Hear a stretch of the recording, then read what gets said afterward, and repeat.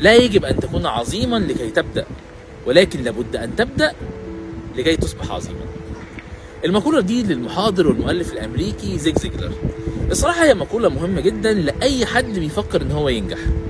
اي حد بيحلم بالنجاح لازم يسمع المقولة دي. كتير مننا في بداية الطريق بنحاول نبص للناس اللي ناجحين في المجال ده، وبنحاول نتخيل نفسنا ازاي هنوصل لنهاية الطريق، وازاي هنعمل زيهم، وازاي هنوصل ليهم. خلاص يا جماعة ده مستحيل. يجي قناعة في نفسك خلاص مش هعرف اوصل ازاي بالشكل دوت، وهنجح ازاي كده، استحالة هنجح.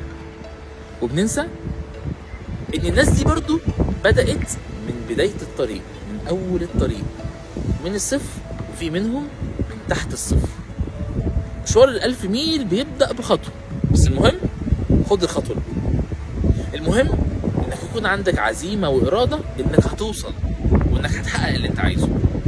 والمهم انك تكون واثق جدا في قدراتك، وواثق جدا ان ربنا هيكرمك، بس انت توكل ولا تتواكل.